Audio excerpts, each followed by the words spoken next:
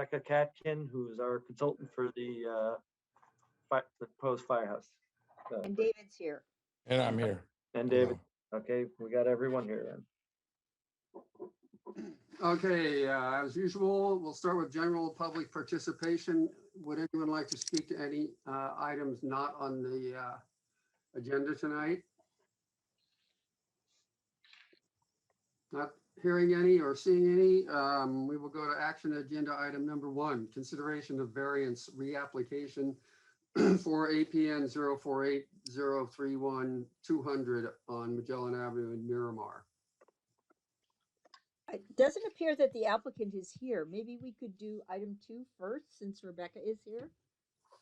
I think we probably dispatch with item 1 really quick. They did what we asked them to do. No, they didn't. Yeah, it's 2 bedrooms now instead of 3. That was the issue. Well, no, take a look at it. It's still Yeah. the same. I did, but the closet is no longer there, which is what made it a 3rd bedroom. Well, I have more questions about it, so I'm not ready to. Okay. In that case, then I agree with you. If we could go to item 2, if we could swap. So since Rebecca's here. That be okay with everyone? Okay. Let's figure out, right, that if you give people money, they're not going to work. That you'll take away their incentive. Who's that? I'll get it, it's Fran.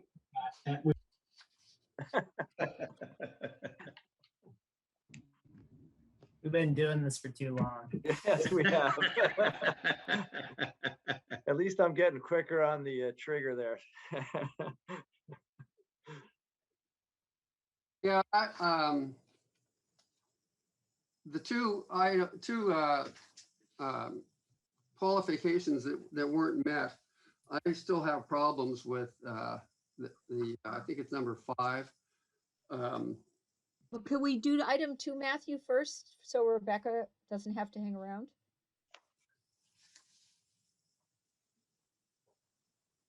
The update on the development of the feasibility study for Obispo Road.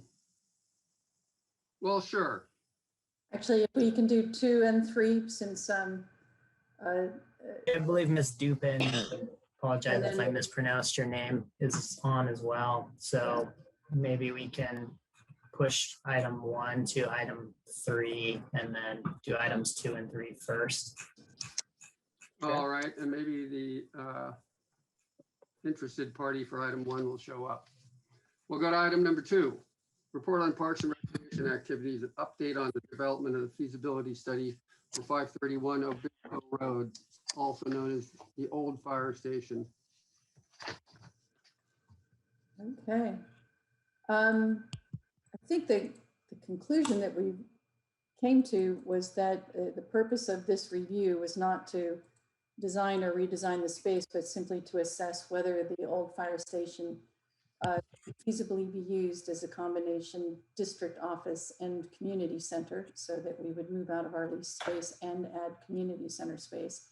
And so in the cover memo, I just included some of the things we learned from the HAC meeting from the Half Moon Bay and Pacifica folks, and that informed a little bit the drawing that Rebecca did just to test whether those things that at our January meeting we said were must-haves could feasibly fit into the building.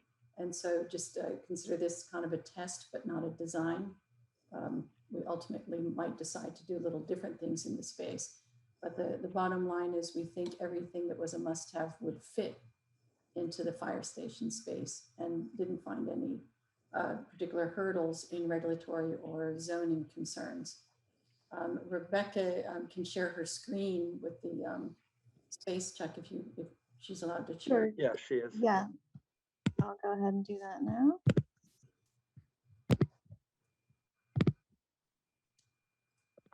There you go. Can you guys see this drawing?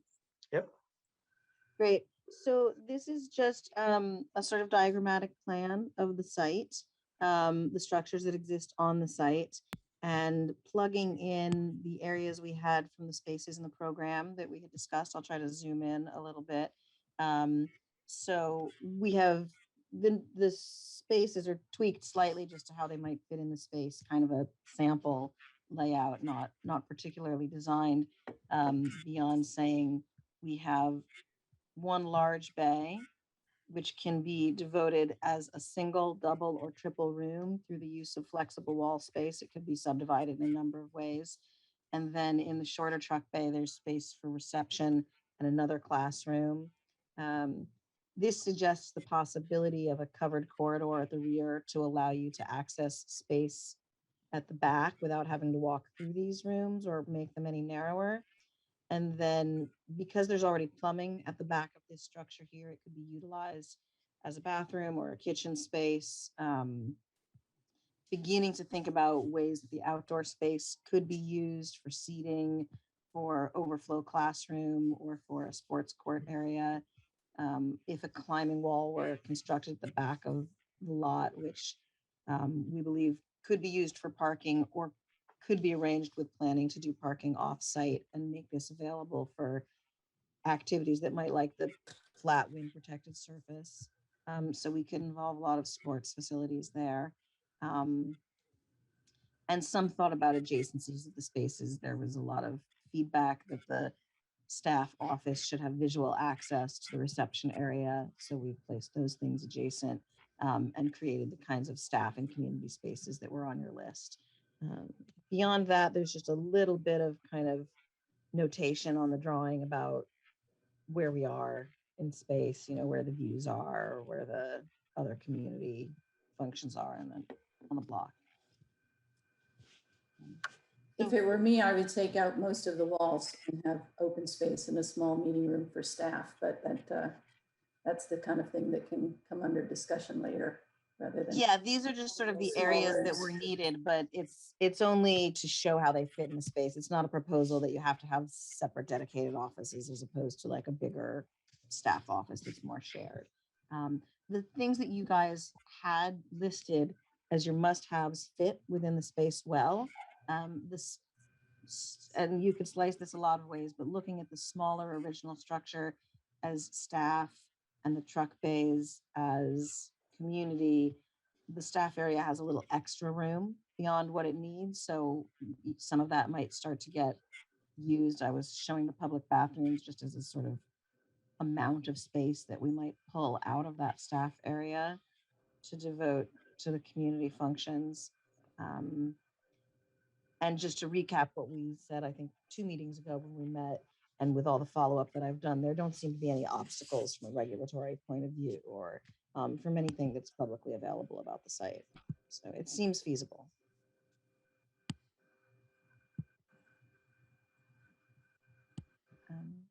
Are there questions?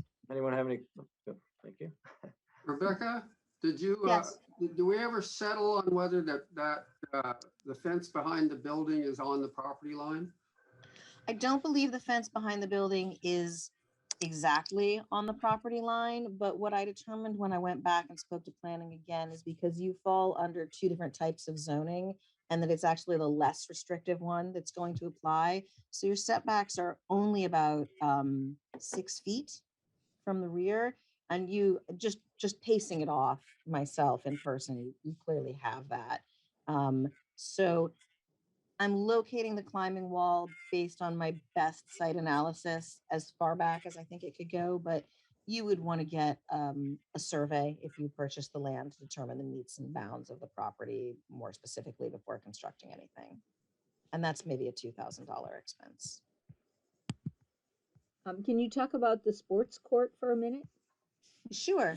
The area in the back, you know, obviously is used for parking now and could be used for parking, but it has enough space to fit a pickleball court, a badminton court. It's really close to big enough for a volleyball court. Certainly, you know, you could have a shooting court, although I know there are others of those. It's not big enough for a full tennis or basketball court, but it is an appealing area because even though really the great views are at the front of the building, there can be a lot of wind on this part of the coast, and it's a pretty rare opportunity to have this kind of real good windbreak the building provides, protecting this space. So I think that if it were resurfaced, it could be a pretty appealing space. It would fit a Parking as well? half court for basketball, but the full-size court is way too big, as is the tennis court. But pickleball, badminton, and a And short. I expect that you'll want to accommodate some parking on site, but that if the development is explored with the planning office in conjunction with the development of the park, the sense I got from them is that as long as the parking is provided and, accessible spots are provided where needed, that there should be some flexibility on if people would have to walk across the street to get to this. If that was the Might be case, though, something it you looks can- like there would just be one handicap accessible space probably if you had to provide it. Yeah, I mean, I think the If idea of the that. multifunctional kind of court space too is maybe that it's just a surface which wouldn't necessarily have fixed nets or fixed lines painted, but that could be available to be used in a lot of different ways. So if you were having a big conference or community meeting here in the evening, they could be used for parking. So I think that flexibility in the planning review process would be the key to having some opportunities there. But I also don't think that the other functions we're looking at depend on the use of that space as sports courts. It's kind of the intention of the drawing was to a little bit aspirationally show you what could be possible on the site. It doesn't mean that you would necessarily develop all of those things that are shown. Rebecca, the area that's currently taken up by the diesel tank that feeds the emergency generator, In the rear here, right, those spaces, would a public building like a community center, well, we can get rid of those diesel tanks, I believe. yes, I think you would. Yeah, and would we need an emergency generator? Well, it's not, you wouldn't be required to have one. I think that it might be something that you would want if in particular there had been discussion earlier of the possibility of a building like this being used as an emergency refuge, in which case you would certainly want one. But I don't, unless you feel that your staff's needs require one. I think that classrooms, lots of schools don't have them. It does seem like it would be a nice thing, but I don't think it's a requirement necessarily unless you want to function as a relief area. From the I Granada. think if we decide to do that, I think we should get into the 21st century and put solar panels up and a battery wall and not diesel generator at all. From the Granada CERT perspective and thinking about the planned power outages, if this were one of the kind of standard refuge centers where you could come and charge your phone, or get warm or get dry or whatever, it would be very handy. We might end up when we have things where we want to gather people in one place as a refuge center. I could envision the park being used for that, or the community center being used for that. It's one of the really nice things about having those adjacent locations. Yeah. But that would be a great community service. I want to thank Rebecca for doing such a great job of looking at this for us and figuring out what would fit. This is exactly what we were looking for, I think. So Yeah, I mean, it looks great. Yeah, my only comment, just so things don't get lost in translation, is that I feel like this is probably essentially almost pretty close to what Harbor District's doing exactly across the street, with the only difference being that instead of their parking lot, that they're going to have required parking spaces that is going to be required to get the final permit. We're thinking that we could get away with just 2 parking spots, which is really just 1 handicap spot, and then turning the rest into sports. I mean, it would be great on paper, but I think by the time you factor in cars got to have a backup radius to get in and out, you can't have a flat wall. That it just one of those things. I just want to be clear, because we talk about, okay, how we're going to be different, how we're going to add value as a community service, and rec and active rec gets excited. And then we look at this and say, okay, we have some good space, some good things. And then I just want to make sure that things don't get lost in translation when it actually happens. The county says, And no way, that's absolutely going to have to be dedicated parking. You're going to need at least 13 spaces. You're lucky, we don't make you have more than that. And then you take that out and you're looking at it, and I think you're looking at almost exactly what's going to be across the street in terms of community options. So then I think David, I think that's just a comment that it just needs to go on the record, so that whatever happens, that we're on the same page, that we'll find a way that would be a change in what we're thinking.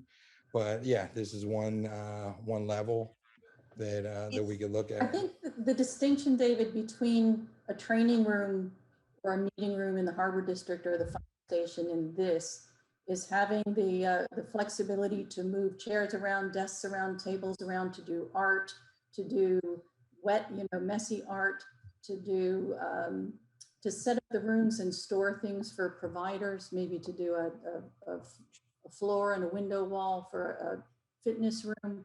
None of those sorts of applications are being envisioned in the fire station training room or the Harbor District meeting room. So the only thing that's replicated is a meeting room. Yeah, no, I mean, when you say fitness and you're throwing that in, that's all. My only point is you all of a sudden, we're going to say no more this whole outdoor active rec area that looks great. We're going to have multi-court racket, pickleball, that could be volleyball nets and different reserve time 24/7. That's gone because it has to be parking. Okay, now we're going to change the plan to make more active rec inside the building to facilitate that. And that's what I'm hearing from you. And I think that's where I'm going with this, that if we're going to take away that because we have dedicated space to that, then we're going to reaccount for that. Because otherwise, I think that if you look at this plan, common sense would tell me that you're going to have to dedicate more parking. Once you look at handicap, I think, I'm sorry, you look at that, that's so, I don't know. I feel like, if I may, if it's helpful, I developed 2 different plans, and I could provide them both. I developed one plan that did show the back as parking, and the discussion that I had with Nancy and Barbara was that it was a little bit confusing to show you guys 2 different plans, and so we wanted to show sort of a maximal potential approach. But we definitely looked at this also with parking at the rear, and that I could provide that drawing. Sure. And I'm not sure David caught that because we had parking immediately across the street in the park, we may have flexibility when they discuss parking and how many spaces we need to provide those spaces in the park parking lot. Rather than, parking will be required for sure. But the fitness, just to correct, I think you misunderstood me. I was not moving fitness inside if we can't do it outside. That medium classroom that's there could be a mirror wall and a floor for yoga or Zumba or other things my only point is those are the sorts of things we could do inside the building that would not be inside the Harbor District building or inside the fire building. Okay. Well, they will also have adjacent on-street parking available, including the potential for handicapped right by the entrance there. So, I mean, we're not designing this now. We're just trying to find out what the possibilities are to see if this building would work. And I think the answer is it would work pretty well. And I think we have to, that's what we were after. And it looks like, to me, that's what we got. It doesn't mean that we're going to do all these things. It just answers that question. Would this work? Yes. Did you look into feasibility of rooftop access? I did not look into feasibility of rooftop access. I mean, I think there's a structural question, which is ultimately a cost question about how much the structure would have to be augmented and if the foundations would have to be augmented to accept the live load of using the rooftop as a space that people could walk around on. I think that this piece of the structure definitely seems like that would be plausible. And that there's certainly the height that you could have a stair in here and access out. It's not something I studied. There's no regulatory or architectural reason that you couldn't. It's only a question of what the cost would end up, the cost benefit kind of analysis in terms of what structurally would be required.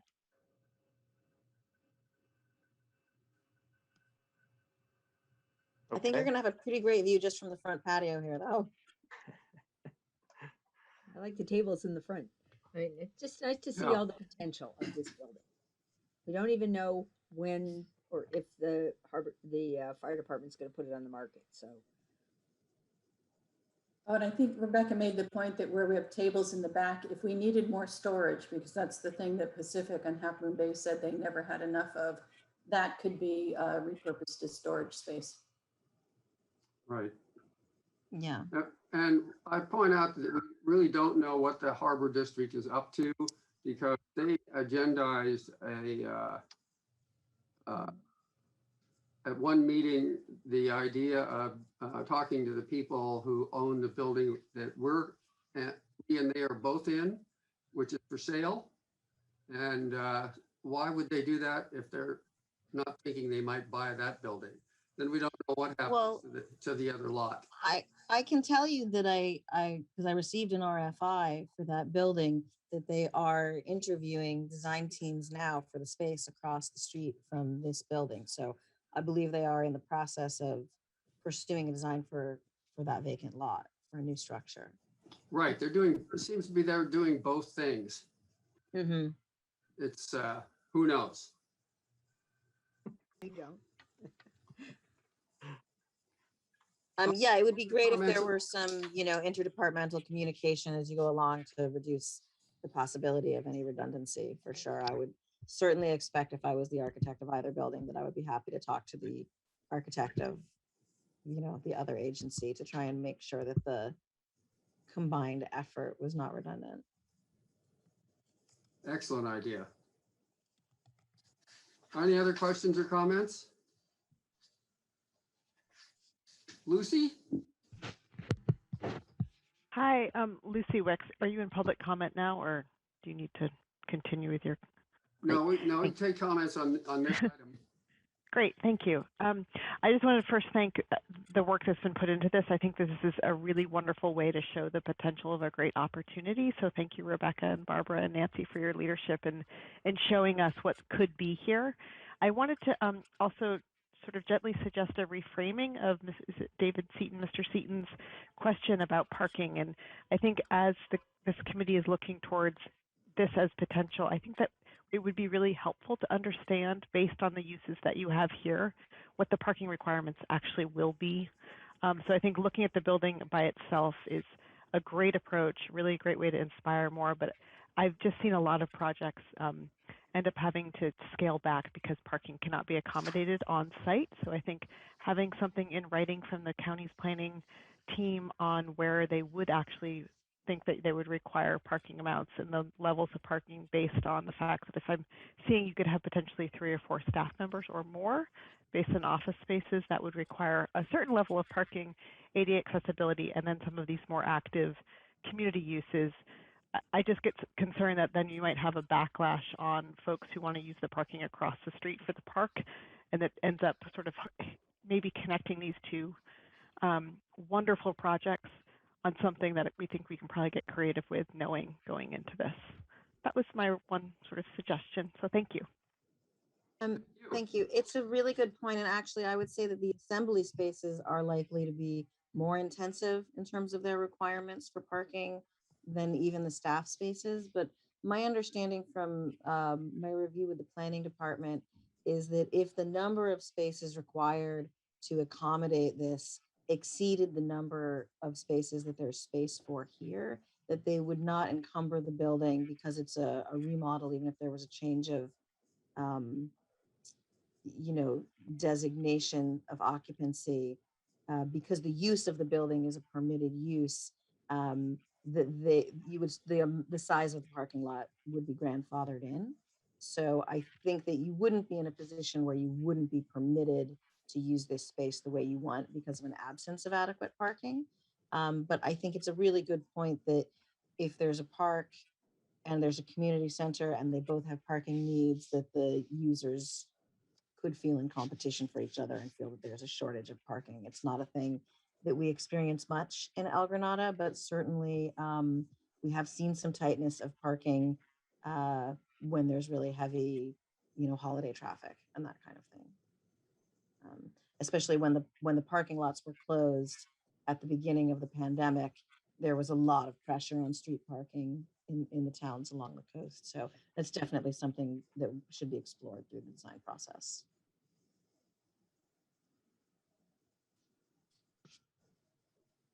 Okay, anyone else? Thank you again, Rebecca. My pleasure.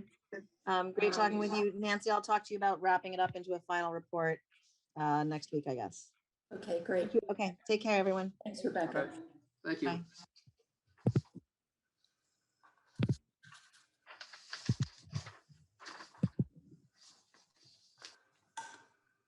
Item 3, consideration of permit fee reduction request by Mary Dupin.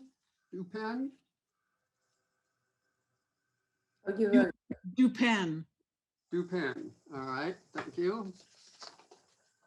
Okay, Delia, you want to give a quick report on Sure. this? Sure. Can you hear me? Yeah.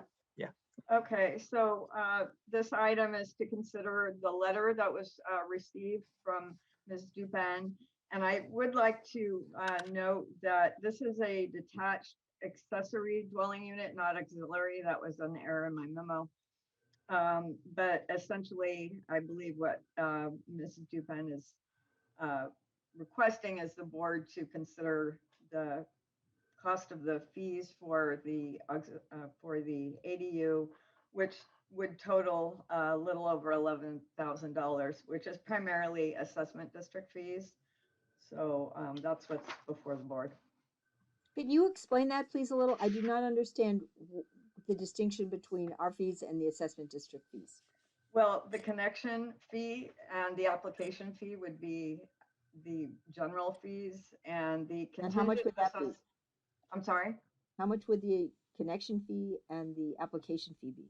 Well, the application fee is $150, and for a full single family dwelling, the connection fee is $4,700. But in the case of an detached ADU, it's $2,350, which is half of the $4,700.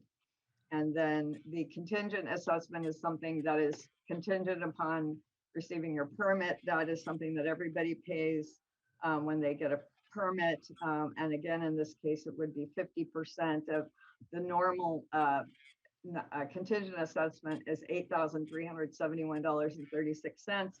But in the case of a detached ADU, it would be 50%, which comes to $4,185.68. And then if there is a non-contingent assessment, which is the levy that was placed on the parcels to collect money when, so we could pay for our share of the treatment plant. If it's a vacant lot, generally they do have that assessment levied on their vacant parcel. But in the case of ADUs, generally, and in Ms. Dupin's situation, she has an existing house. And so there would have been no assessment placed or levied on her parcel at the time the assessment district was formed, if there was an existing house there. And I don't think they considered ADUs as being a possibility at that point in time. So unfortunately, what also is driving up the cost is the non-contingent assessment. Anytime that there is no levy on the parcel, then they have to buy that assessment. And that is the non-contingent assessment purchase price. And the 4614 is essentially half of the current cost for the non-contingent assessment purchase. Yeah, so the first, Can someone explain this to me? the 2,350 is the connection fee. That's a quote unquote general district fee. Then the 4,100 and the 4,600 are assessment district fees. So, and the assessment district is a wholly different entity from the Granada Community Services District. It's its own entity. And we have a covenant with the bondholders who we issued bonds to that says if someone connects to this assessment district, we will collect these costs, the contingent assessment fee and the non-contingent assessment fee. So broadly speaking, 2,300 is connection fee and 8,800 or so is assessment district related fees. I mean, my one question would be though, isn't that the whole point with ADUs is that it's not a new connection, that they're allowing you to tap into the existing sewer infrastructure is the, one of the primary examples, and that's why you could do one additional ADU, unit. My second comment would be I brought this up in the past that I think that maybe it's the time now that if we're, rather than restrict things like, limit the number of bedrooms so that you change the way people live and force them to live in uncomfortable situations where they have to give people an incentive to build smaller, which is smaller footprint by having smaller fees. In this case, she could build 1,100 square feet. She's only doing 496 square feet, probably because she's on an extreme budget. I think that there should be an incentive in the system when people are looking at it, say, you know what? I'm not going to build 1,100 square feet, even though I can. I'm only going to build 496 because I'm getting a break from the sewer district of, a couple $1,000s, and there's an incentive to go smaller. And I think that, rather than restrict the functionality of the house, I think that, to me, that's something we should look at as is going to become more and more common, is to say, listen, if you're going to build max size square footage, you're going to pay one fee. If you're going to do the minimum size square footage, we're going to have different tiers or different price breaks at different ranges, so that, really in situations where super affordable housing, people are on an extreme budget, they just need one separate room to still kind of hang on to live with their, I think it's definitely a reasonable consideration that I think if we're thinking long-term that, makes sense. And then it does distribute it kind of equitably in terms of, if you're going to take advantage of that, then, you're going to pay more for it. Okay. Nancy. I have two questions. One is from Delia's memo. I understand that because this is an ADU, each of these fees is half of what it would be if it were a single family home. That's right? Correct. That was the accommodation made in the 218 policy for ADUs, although it's still definitely a lot of money. My other question is maybe a technical one. Ms. Duden notes that the sewer will connect through the main house to the street via the current sewer line. And so my only question was, is it a new connection because it is an additional kitchen and bathroom as opposed to a new line to the new lateral or something? Yeah, this question came up early in my career up here, and we don't, from the sewer district standpoint, we don't care how many sticks you have in our main, how many pipes you have connecting to our main to some extent. What we're measuring these assessments on is the capacity they'll be using. How much wastewater will they generate? So if I had a big house, I'll use an extreme, Nancy. If I had a big house that had 3 different sewer laterals, or even a small house that had 3 different sewer laterals for whatever reason to our sewer main, the capacity of the house is, if you only have a 3-bedroom house, you're going to, chances are, have 3.5 people living there, or 3 people living there, whatever they may be. And that's what we measure. That it's the wastewater that's what output. drives the wastewater output. Yeah, it's not the physical infrastructure connecting to our sewer main. Yeah. And to David's point, maybe, or what have you, when we assess EDUs, we assess them, we assess the EDU, and then it applies to the fees. So whatever, EDUs we assess to ADU or EDU, sorry, equivalent dwelling unit. Yeah. So I'm sorry, and I'm using. Oh, I'm ERUs. I know. I just caught myself. Sorry. Yeah, ERUs. We call them EDUs in the rest of the state, I think, but ERUs. And so, by code, ordinance code, we assess an auxiliary dwelling unit a half of half of an ERU. Now that's a board policy decision. Your board at some point in time said, we're going to charge them half. Your board could charge them a quarter. Your board could charge them whatever you think is fair. If your board was looking to grant Mrs. Dupin some kind of reduction, it wouldn't just be for Mrs. Dupin, it would be for any future ADUs, but that's a bigger, broader policy decision than what you've got in front of you now. Although we could, although I think on square, can we make it based on square footage? This is very small ADU. I mean, is it possible to set up something that says, if we were to make a broad policy change to say, we'll charge a third if it's such and such a size, or a quarter? I've have a lot of experience with all this stuff, how you figure out ERUs. Some districts do it based on water usage in the house during the winter months. Some do it based on square footage, very rarely square footage, because that generally doesn't have a correlation to what you're putting into the sewer system. Probably the closest thing I've seen to what's fair, if you will, would be bedrooms. The problems with trying to do a bedroom assessment right now is I can't just do it to new people who connect into the system. I have to go to every household in the district now and figure out how many bedrooms you have. Because remember, we're looking at connection fees here, but what you charge as a connection fee is what you go on the tax rolls for the annual sewer service charge. So going backwards with this new type of assessment, that's why I suggest if you want to encourage the use of ADUs, accessory dwelling units, and you want to do it in a way that's, saving people money and encouraging that, the simplest way would be to say, okay, for new, ADUs, you will charge a quarter of an ERU, not a half of an ERU. And, just look at this one. Just take it. It's 500 square feet plus or minus. The average house is 2,000, 2,500. It's got 3 bedrooms, 4, whatever. It's not out of the realm to say, yeah, you should only charge an accessory dwelling unit a quarter. But, again, that's a board policy decision. If your board wanted to go down that path, we'd have to take this back to us staff, draft our ordinance code to say, hey, here's the change to the ordinance code. And does that And mean we if somebody's putting in a 1,500 square foot ADU, they would also pay a quarter? You'd have a square footage limit, and I think there's a square footage limit by government regs, and also in our ordinance code, it's something like 700 or 750 square feet. And again, I'm taking qualify as an ADU. Yeah, accessory dwelling unit, yeah. But I'd have to research that again. That's from my memory. No, yeah. I mean, I think like even in this case, It's 800 square feet.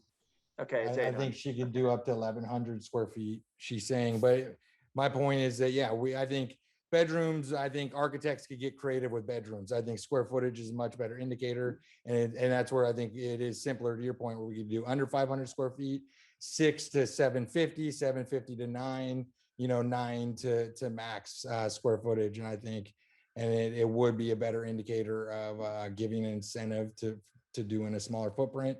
I think we could start with an example of one and then build an ordinance, because I think that is the most equitable way to do it. And it's a way to be a part of the solution on everything. David, just to clarify, the memo says that her current house is 1,100 square feet. It doesn't say she could do 1,100 square feet. Okay, yeah. I'm in general though, I've seen ADUs bigger than 1,000 square feet. If there's a standard already somewhere in the ordinance sphere that says an ADU, to qualify as an ADU, is under 800 square feet, it seems like a reasonable limit to me. And if in 2018, I think Delia's memo said that's when the board passed something saying they would charge half for an ADU. So that's the policy that we would need to change. Yeah, that's the section of the ordinance code we need to change. Yeah. Okay. Well, I'd like to see us encourage ADUs. We have one. We were lucky that it was a pre-existing water use bathroom, so we didn't have to deal with this, but it seems like a good solution for a lot of people. I think half sounds like a lot. Yeah, well, the number seems like a lot. It depends on how big the ADU is and, so forth. Yeah, that's why if I it's wonder if we were going to bring this back, how much of a hurry is Ms. Dupin in getting this resolved? Well, if you're bored, the change of the ordinance code is pretty straightforward and easy. We're replacing 0.5 with 2.25. So, or 30%. Yeah, you're starting to. Yeah. I mean, again, broadly looking at this, she's got 1,100 square feet plus another 500 square foot. So it's 1,600 square foot, which is still the size of a small house. I'm down here in Rancho Santa Fe. they've got 12,000 square foot main houses and 4,000 square foot guest houses. Yeah. So, but up where you are, 99% of the homes there are on smaller lots. The average ADU is not going to be above probably nowhere near 800, and it'll max out at that. So, this is my personal opinion. Having done this a long time, I would think a quarter of an ERU is certainly as fair as anything. But I think for a dwelling under 800 square feet, if the average is about 2,400 square feet, a quarter sounds reasonable to me. I can support that. Anybody else? I point out. Oh, go ahead, Bill. Or was that Bill? No, that was. It was David. Yeah, no, I could support that and support, the ordinance as well, because I think anytime we could incentivize it, we become part of the solution.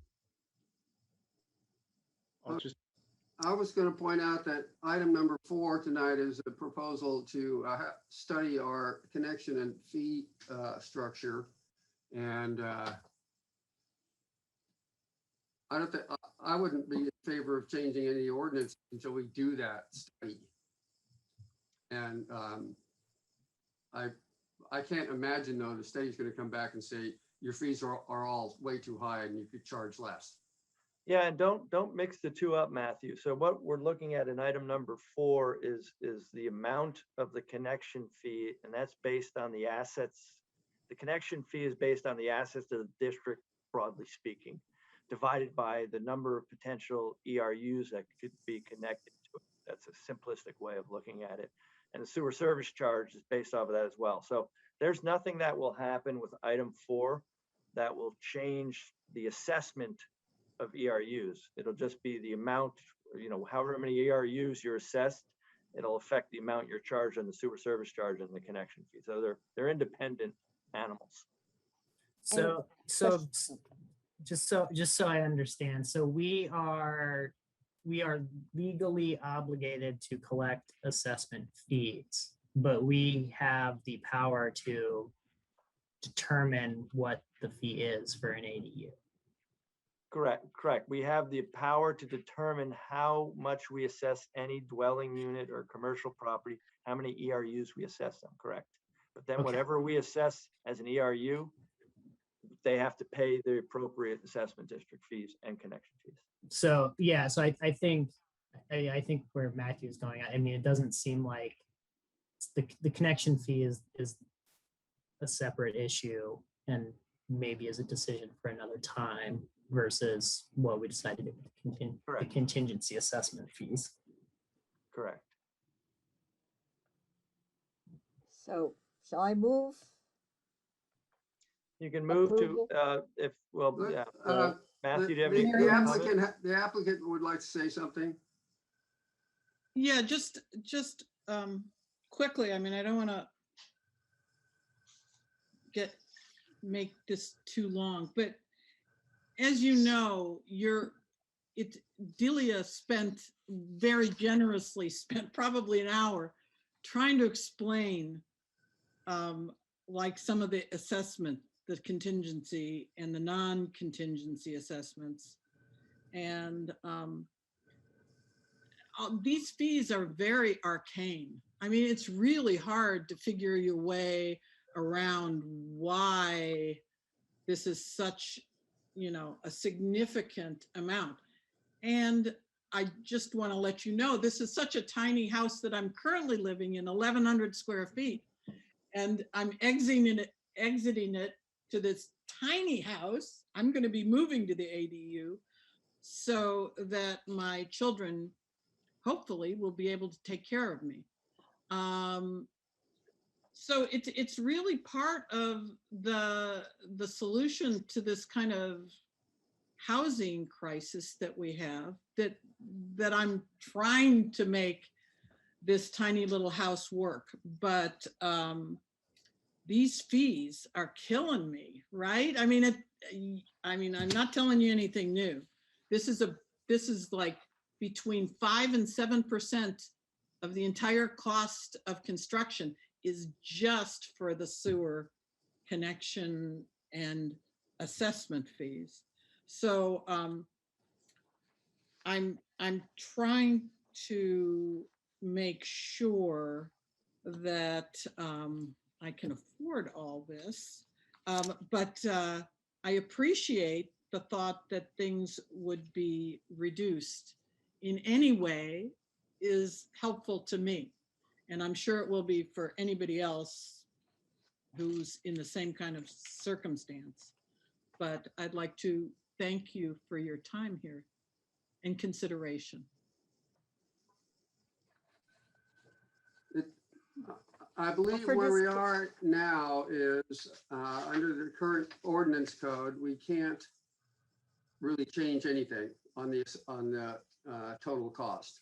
So tonight. So Wait, is that true? No, we can't change her fees tonight. We have to change the ordinance first. Because the ordinance stipulates how much we assess, how many ERUs we assess her accessory dwelling unit. Right. So we make a motion to direct staff to I'm not sure you even need a motion. If it's a board consensus, to direct staff to draft up an ordinance reflecting a change in the ERU assessment for accessory dwelling units from 0.5 of an ERU to 0.25 of an ERU. With a size limit. With the size limit at 800 or whatever state code is, yeah. It's 800 for 1 bedroom, 1,000 for 2 bedrooms. Okay. Or 850 and 1,000. Okay. Well, it wouldn't hurt to move it along to have a motion. Okay, so does someone want to move what I just said? Me. Okay. I'll second that. However, I want to ask Mary, I don't need to use your first name, Dupen. Can you wait briefly while we address this? Well, I mean, we don't have much other choice. Well, I will wait. And although, let me just ask you this, is it possible, because this project has been sitting around forever and I feel like I'm getting older. We all are. Is it possible to, if I gave you the full $11,000, that considering the fact, is it a way that it could be? Yeah, I'm sorry to interrupt you, but yes, we've done that before, where you've paid whatever the current fee is now with the stipulation, you know, as long as the board agrees to this, the stipulation that if we pass this ordinance, we go ahead. Yeah, we're not here to hold anybody up. So yeah. That would be great. That would help, you know. I'll I think, yeah. check tomorrow. And we're only talking about maybe next month, Chuck, being able to look at a change to the ordinance. Yeah, there's some rules with ordinances that some take a little longer, but that'll be Bill's ballywick when we look at it after this meeting. But yeah, certainly the drafting of the ordinance would be done by next meeting. There's a 30-day implementation period, but if Mrs. Dupen is going to pay ahead, I don't think the timing's as much of an issue now. And there's some place in the code that allows us to make that kind of refund, and we don't have to put it into this new change, right? No, I've done it on a staff level. Again, they're giving us more money. I wouldn't recommend going the other way, asking for people for more money later. So no.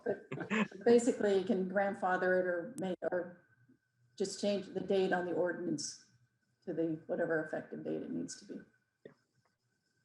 I do think it's important to encourage ADUs, and I think it's something that makes a community more viable to have different family members living on the same site. And I think it sounds as if this would be a reasonable change for us and would still conform with the requirements of the assessment district. So I'd like to help her and help future other residents of El Granada who want to add ADUs. I think just even on the logic of the size of an ADU versus the size of a house, a smaller ERU share just makes sense as well. I agree.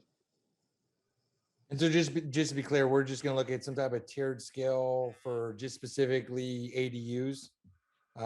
Just ADUs, correct? Yeah, and so it would just be, I think we would just do flat. I mean, I don't think we need to split hairs between 600 and 800 square feet. No, that's a nightmare. So, and having done that. There was a standard, David referenced a standard for a 1-bedroom or a 2-bedroom. Yeah, 850 or 1,000 if you have the setback requirements.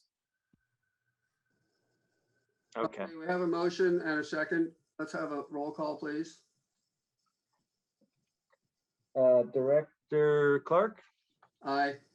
Director Sukamel, Aye. Director Dye, Yes. Director Marsh, Aye. and Director Seaton. Aye.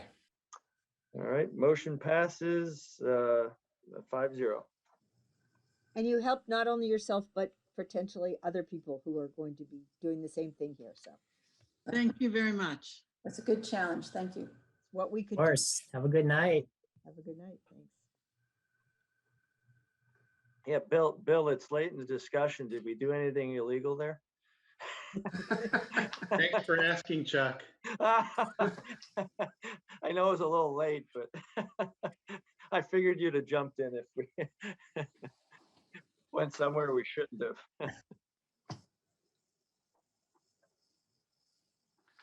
Okay, now we should go back to item number 1, the consideration of the variance on Magellan Avenue. Okay. So this is a re-application, if you will, of the variance you all saw last month.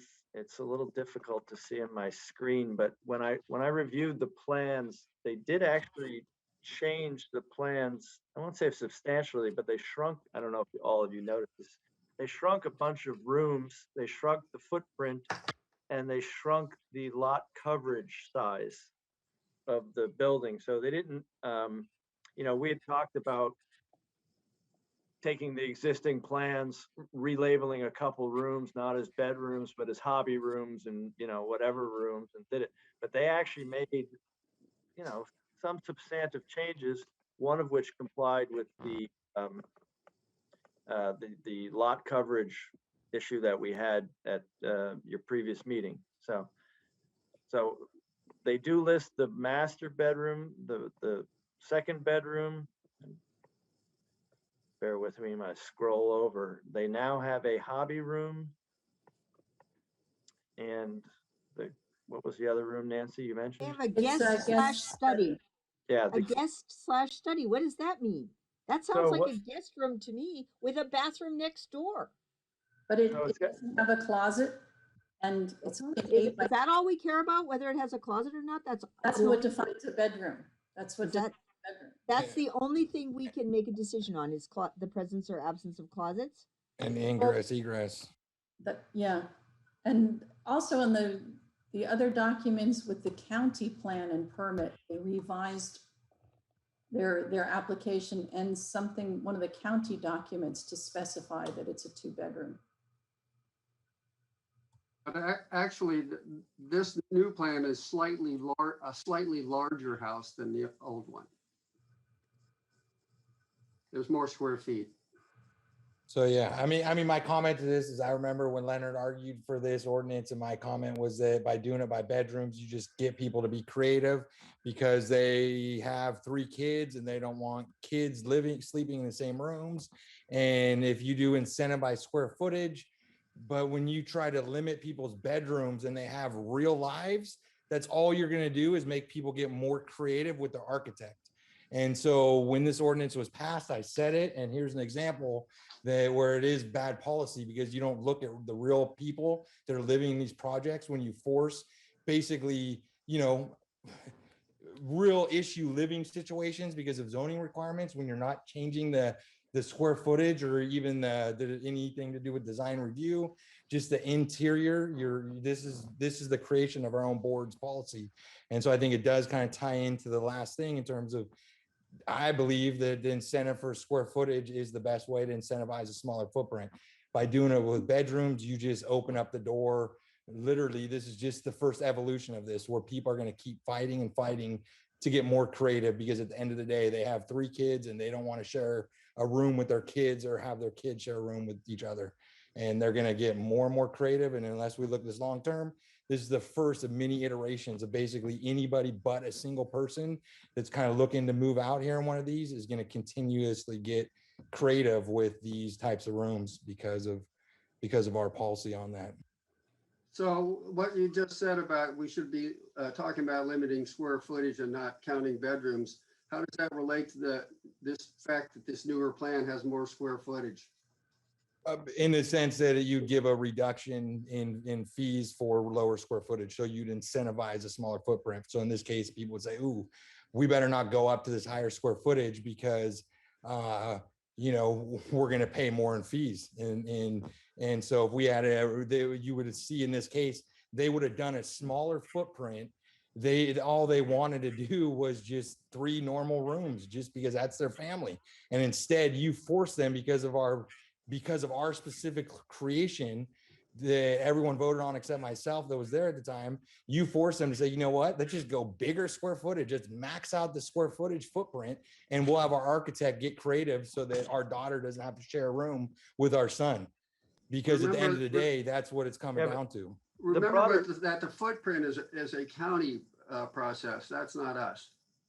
Yeah, the issue here, we're not deciding, again, what, you know, we're not incentivizing anything. We're not deciding. We have a ordinance code that stipulates that we can't issue a variance for a house of this size that has more than 2 bedrooms. That's a finding your board has to make.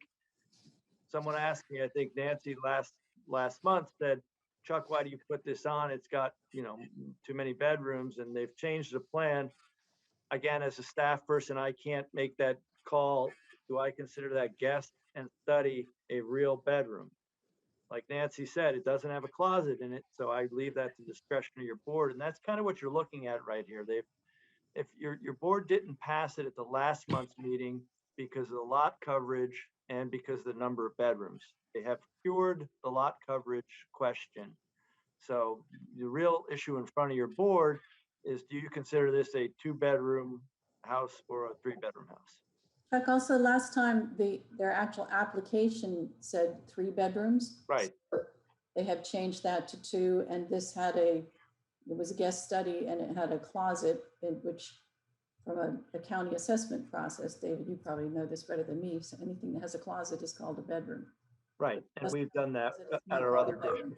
Yeah. So I have a question, which is, why was it linked to bedrooms and not bathrooms? Because there's 3 full bathrooms in this house. This is going to use a lot of sewer capacity. Because no.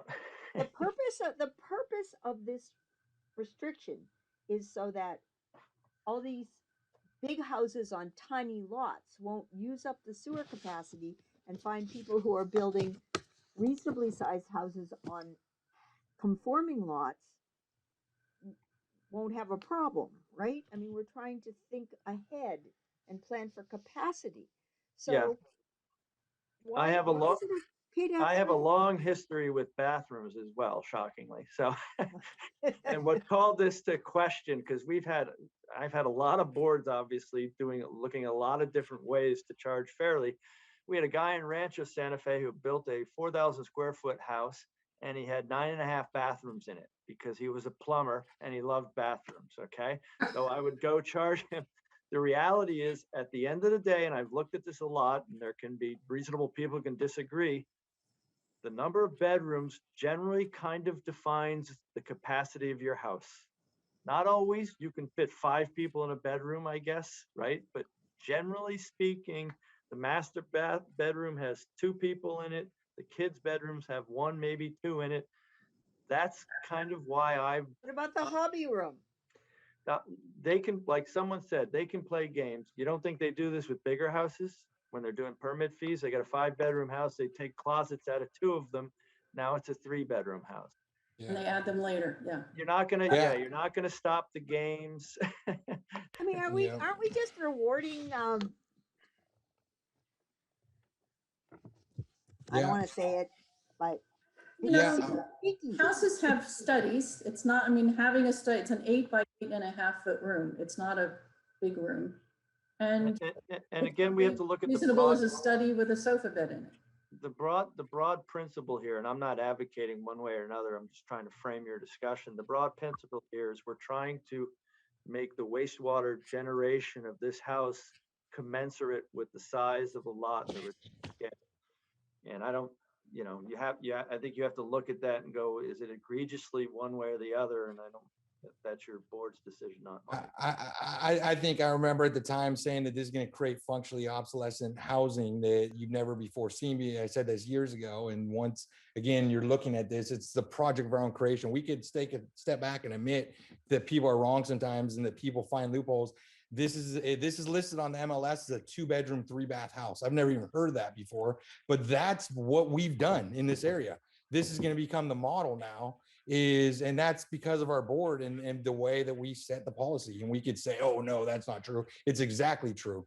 They maxed out the footprint of this and they're doing a 2-bedroom, 3-bath home because of our policy that somehow thought it was good to limit bedroom count as the best indicator, which was obviously up for discussion. And I think I'm looking at it now saying, I think the evidence is clear that bedroom is the worst way to do it, especially in a housing crisis, everything else. That's the most invasive way that you could, force somebody to live is by limiting their bedroom counts. And, out of everything else, it's really true that at the end of the day, I think that there's a lot of options. And I think we've created this. It's a 2-bedroom house. You're looking at it. That's how it'd be listed on MLS.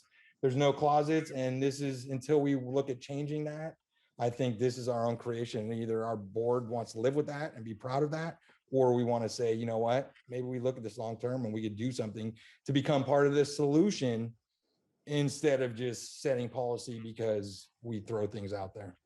Well, I think it's a reasonable policy to try to, as Chuck said, to make the wastewater generation from a small lot commensurate with the smallness of the lot.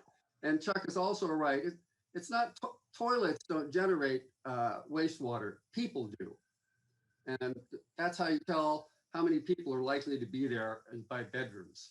I'll point out there's a giant closet down the hall from the guest study, just down the hall, a very large closet. Nancy? What we're trying to manage here is the volume of wastewater, and square footage can go all over the place. You can have that open space area is about 1,600 square feet. I agree that I agree people can play lots of games, but that's not a very effective bedroom if the closet is down the hall. And I think that was on the last one as well. It's next to the kitchen, across from the pantry, and I thought it had the laundry in it when it was on the drawing. Yeah, and that's a closet that's underneath the staircase. So yeah. It's I'm sitting in a guest study in a house right now that is a 3-bedroom, 4-bath house. So I'm sitting in what I call a study that has a closet, so the county calls it a bedroom.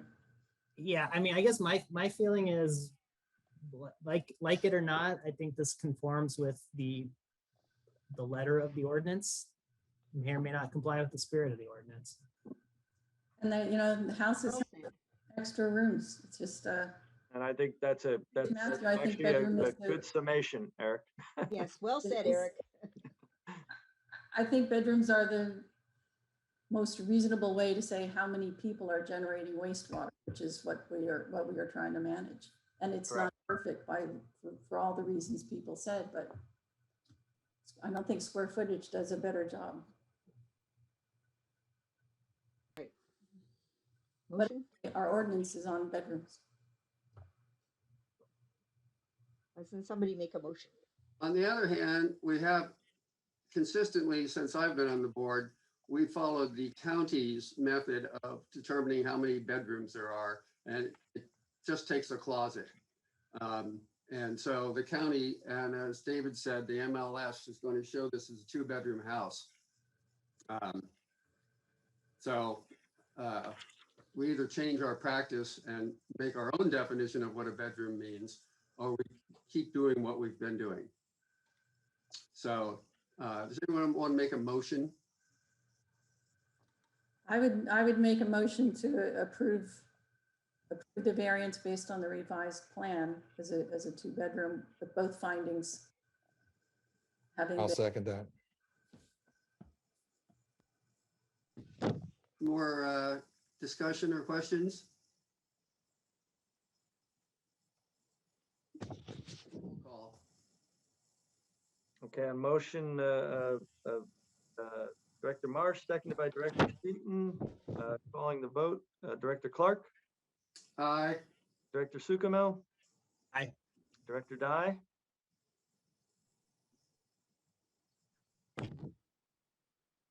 Yes. Director Marsh, Aye. and Director Seaton. Aye.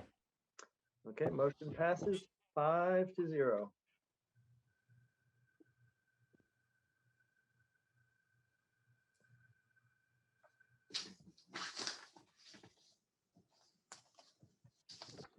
Okay. Item number 4, consideration of proposal for connection fee and sewer service charge study. Chuck, I think this is you. Yes, it is, and just give me a moment to zoom back out here.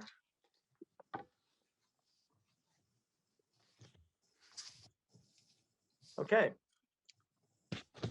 So I'll start with our sewer service charge and our sewer connection fee study. So on the sewer service charge, about 3 years ago, we did a sewer service charge study, which basically looks at the ongoing operations and maintenance costs of a district and takes that number and assesses it across the number of people connected to the system.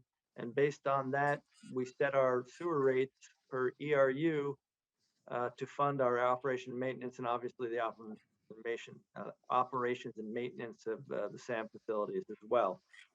We did a study 3 years ago. We did our rate increases based on that. Our last rate increase expires this year. So we are moving ahead, looking at the next 3 to 5 years of costs incurred.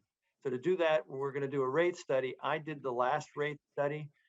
I think these things are becoming, I won't say more complex, but I think it's better to outsource this kind of stuff to people who do this for a living. It gives your board a greater sense of security, if you will, and that's what these guys do for a living. And so I think we're at that point in time where it's prudent to do so. They will also be providing a report for our sewer connection fee, which is what, as we discussed before, that basically takes the value of the assets in the district. There's a couple ways to do it, but for a district that's mostly built out like this one, they generally take the assets, value of the assets in the district, divide it by the potential number of ERUs that can connect to it, and come up with a connection fee. We've already done a lot of the work internally on that. We've put together asset lists and things like that. So it should be both these should be a relatively straightforward process. We solicited 2 proposals from 2 different firms, one from Bartle Wells Associates, the second one from IB Consulting.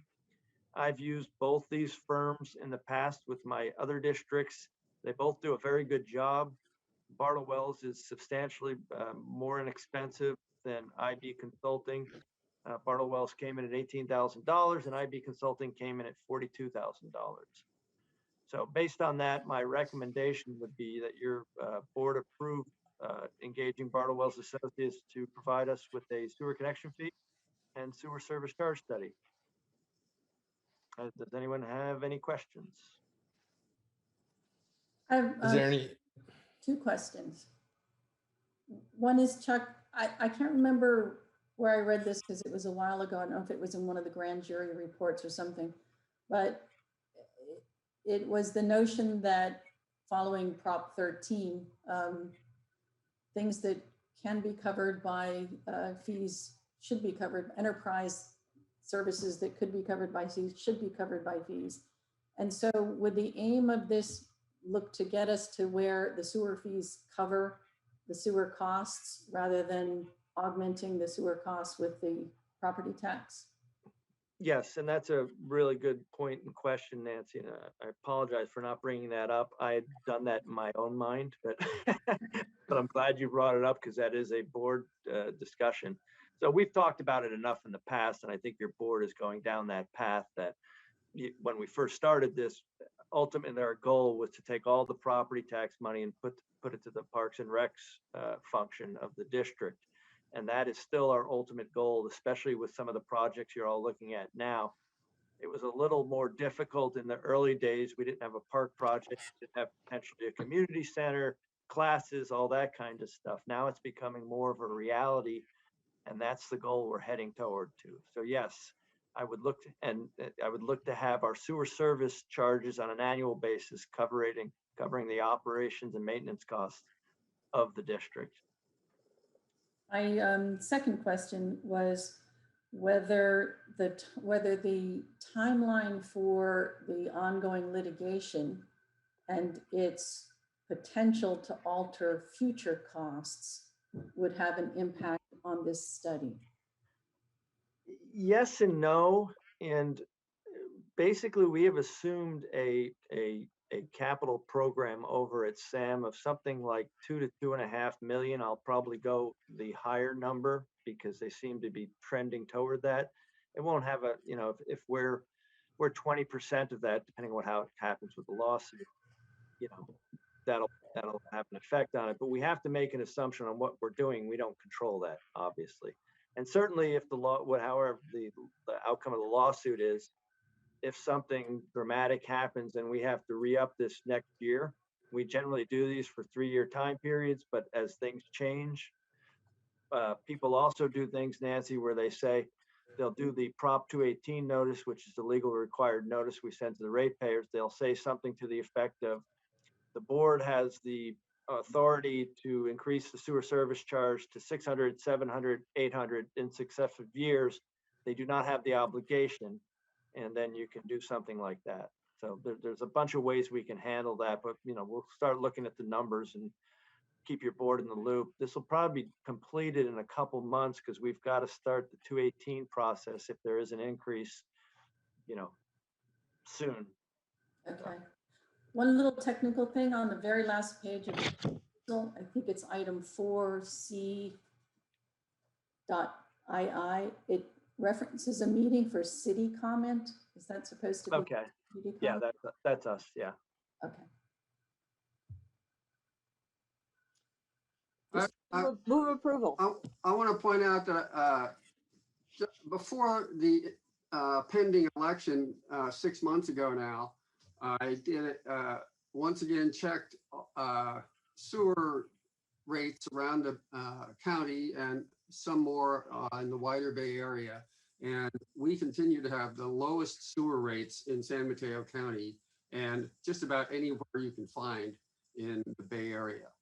So people, the last time we raised rates, I accosted at the post office about it, but that will be my response. We've been really low and we have to cover our costs.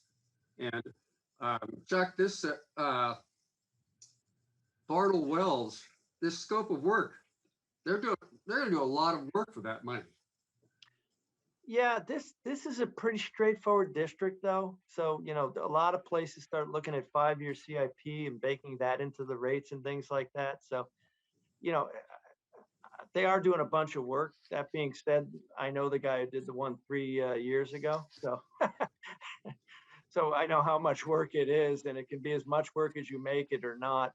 I think it'd be nice having a report as background for this. So, yeah. Move the staff recommendation, which is approve the proposal by Bartle Wells Associates. Have a second. Second. Any more discussion? Okay, let's have the roll call, please. All right, on motion of Director Dye, seconded by Director Marsh, I'll call the roll. Director Clark. Aye. Director Sukamel. Aye. Director Dye. aye. Director Marsh. Aye. Director Seaton. Aye. All right, motion passes 5-0. And Delia, you can contact Barlow Wells tomorrow. Get them going. Okay. Item number 5, accept lowest responsible bid for the 2020 capital improvement project, sewer replacements project 1. Anyone want to make the motion? I move to approve it, staff recommendation, or I guess it's the engineer's recommendation. Yeah, it's the engineer's recommendation. So we'll be approving the award of the bid to the lowest responsible bidder, which at this time is Devaney Engineering Incorporated. I'll second, though I do have brief discussion. Okay. Okay, we have a motion and a second and some discussion. I hope we will do some communication as we start this project so people understand what's happening in their streets and that, you know, this is their sewer district fixing things up. I think that's a very good thing. And at some point, I kind of like to look at the actual plans. Delia, can I come into the office sometime and look at the plan? There must be a big plan. It's so hard to see when they gave us the copies. Yeah, absolutely. I would We like have to the big plans here, so. big plans. Yeah. Okay, thank you very much. I endorse what Barbara just said about letting the people know.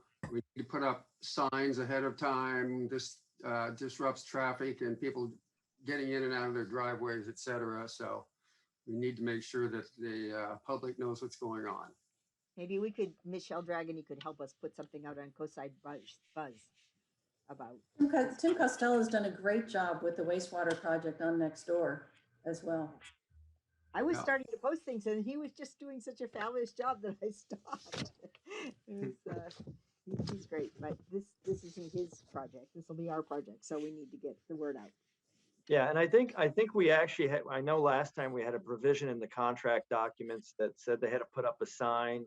And I think they did flyers. I don't know if you remember. They do door hangers. Yeah, door hangers. Okay, yeah. The people affected by this stuff. Right. So yeah. Good. Yeah, But I can do something on next door for our project.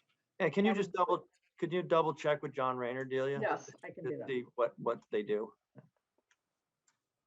Delia, I hope you have access. Claudia had set up a special Nextdoor account which mapped exactly to the district. You know, I had some problems trying to set up a district account. I can't remember exactly what the issue was, but she did manage to set one up. Who? I called Claudia. Oh, she did. Oh, okay. Yeah. And so I don't know what the password is. I just know that Dudek provided the map of the district, so it could be mapped to Nextdoor users specifically within the district. Well, let me see if maybe I could get a hold of her or find her password list and. Or if you have any trouble, just call my guys in IT. Okay. They might have a fast pipe to it. They probably helped figure it out. Yeah, I know they did the map. So did we already vote unanimously for this? No, we have not called the roll. Director Clark? Aye. Director Sukamel? Sukamel? Sorry, couldn't find my mute button. Aye. Director Dye? Yes. Director Marsh? Aye. And Director Seaton? Aye. Motion passes 5-0.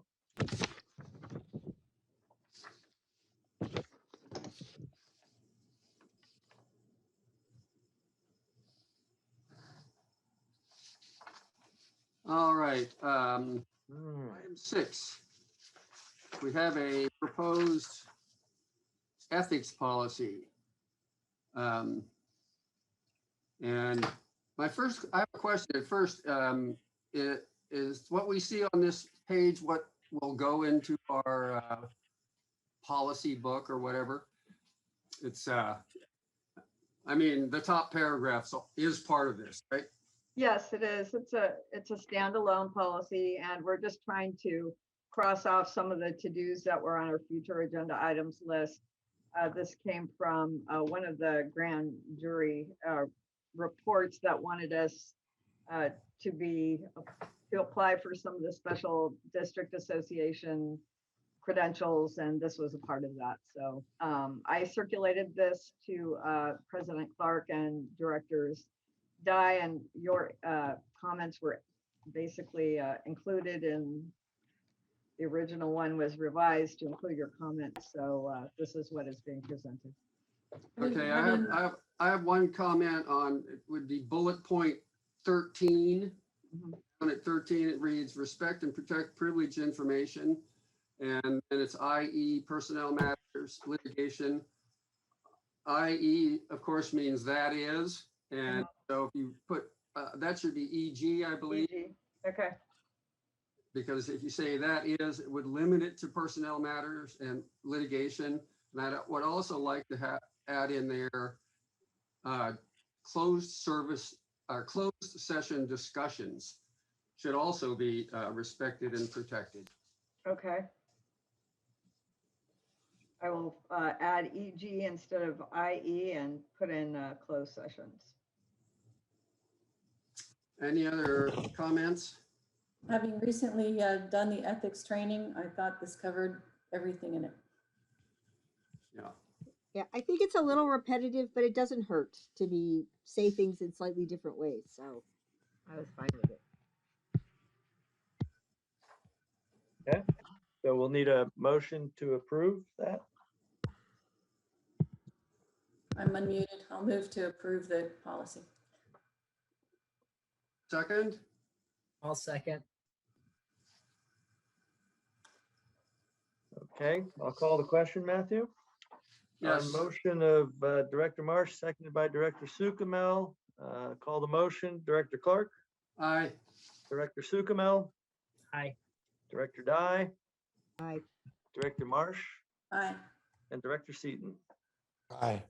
My only comment was it doesn't mention required ethics training. Motion passes 5-0. And David, what was yours? The ethics training that all of us are supposed to take every year. Well, that's a government code requirement, so we have to do it whether it's in our policy or not.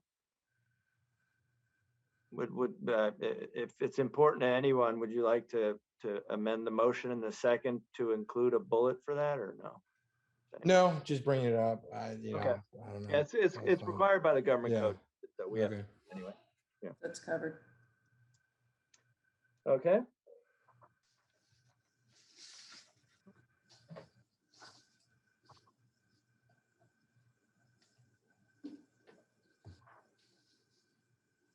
Okay, item number 7, report on sewer authority mid-coastside meetings and what's going on, etc. Barbara, were you going to do this? Yes, it's late. Actually, there's nothing huge that's happened. We passed a 1-year capital improvement budget of 2.4 million, I believe. Includes a lot of changes both to at the SAM facility itself and the SAM facilities all along the IPS. You're talking about the O&M budget? Yeah. Yes. What did I say? Oh, okay. You're right. We're not putting you on the stand. We extended the contract for our current general manager for 2 years. We have been addressing the BOD issues at the plant, and are hoping that there'll be some progress on that sometime soon. I don't think there's a whole lot more right now. There's a number of things that are coming up in the near future, but I don't know that there's a whole lot that affects GCSD right now. What am I missing? Well, I think the biggest issue is the BOD, and so I'll just report. Matthew, you'd asked me a question. I had texted you late tonight because I got home. I saw late. it, yeah. But yeah, so they issued the request for proposals from several engineering firms to address the BOD problem at the treatment plant. They received 3 proposals. They asked, I think, myself, and I'm assuming the other 2 member agency managers, to provide evaluations with them I provided my evaluation to Kishin late tonight or late this afternoon. All three firms are qualified. Two of them are the big boys, it's HDR and Brown and Caldwell. So they're big firms. The third firm is a firm called Trussell down here, actually right down the street from me in Solana Beach. They're really good. My engineering guys have worked with them. I've walked over across the way and talked to them. They're kind of the gurus of treatment. So they've got a strong thing with that. Their proposal wasn't as pretty as the big guys, but so what I suggested to Kishin, from just my point of view for what it's worth, is they should do a Zoom call, interview all three engineers just to get a feel of how they interact with people. We generally don't issue an RFP, get three proposals for $150,000 to $200,000 and don't interview the firms individually. It's been narrowed down to three firms. I think they should take a half hour or an hour to talk to these people just to see if, you get a sense of how they'll work with you. You get a sense of what their direction is. And I think that's important because, as I pointed out in my email, I noticed what was lacking was, no one said, hey, we should go look for where the BOD is coming from. Yeah. Now, granted, that wasn't part of the request for proposal. But I would expect that the first thing I did when I sent it to John Rayner, he said, why don't they find where it's coming from first before they do all this? But the second point I made was I'd like to see them, the firms, whoever's hired, look at utilizing the plant equipment and systems that are there, because the plant is operating at a third of capacity. We shouldn't need to be adding more basins and motors and things like that. Again, I'm not a process engineer, but that's the first thing we should look at. How can we do this cost effectively? And then move on from there. So I provided those comments to Kishin. We'll see where it goes. And just for people who are looking at this is in response to the fact that somehow things are getting into the system that are unexpected and change the biological oxygen demand and require the plant to do extra treatment to handle whatever extra is being put into the system. And so this was a request for proposals to look at actually the operations of the whole plant itself to decide how things could be run better and how they could respond better to system upsets like the ones that happened more recently. Or to prevent system upsets. And that's what I also pointed out in my email. I'm glad you reminded me of that. I think it's a good blueprint. It helps the operators kind of get an outside look from different perspectives. They've only run that plant for the most part. These guys have seen a lot of different plants. There's a lot of operators on these teams that they're bringing in. So I think, if nothing else, that's a good perspective. Yeah. And the other thing that's happening that I want to say is very good is we are working. One of the problems is we have three agency managers who are all very experienced and very competent. And we have a SAM manager. And one of the things that's been through the years has been a problem is how to take the experience and recommendations of the agency managers and help have those inform what SAM does. And I think we are working toward a system where that will actually happen. And whether SAM manager doesn't have to agree with them all, but the board should take into consideration the recommendations and the opinions of these people when they are making decisions that will cost their agencies a lot of money. But the overarching thing is the recommendation of the SAM general manager. If things are running properly, then that recommendation will be the one that the board will certainly take into serious consideration, but will also have input from the three agency managers, which will I think help us all make better decisions. Yeah, and I think our two reps, if they could, should make a point that 4 working days to review RFPs for an agency none of us run. As I said, nothing's on fire here. I know they're in a rush, but we can take an extra 2 weeks to give sufficient time. And when you get enough information from them, we'll look forward to hearing. Yeah, and I did. Some of this happened our agency. Yeah, and I did talk to Kishan, by the way, to send out that information, and he did. So that was good. The So BOD testing. Yeah. It's very mysterious. So. Yeah. But we're making progress on dealing with it. So. Yeah. Okay. Okay, and the last thing, only thing I'll say about Sam is at the March 8th meeting, we finally killed that Amoresco thing. Finally dead. It's gone. It won't come back up. Which it was a proposal that at first Kishan was pushing to hire this outfit. Amoresco was going to replace a lot of equipment and everything, and in order to make the treatment plant more energy efficient and take advantage of a state law and funding mechanism that would have paid for a lot of it if we actually could save energy and money. And the numbers just didn't work out.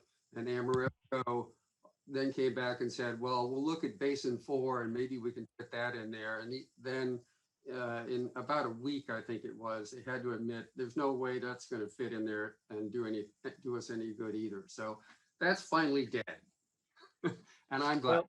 Well, they said this. They said the same thing about Freddy Krueger, didn't they? And we're on sequel number 13. So I hope you're right, Matthew. Yeah, I am too. And just about as ugly as Freddy Krueger was.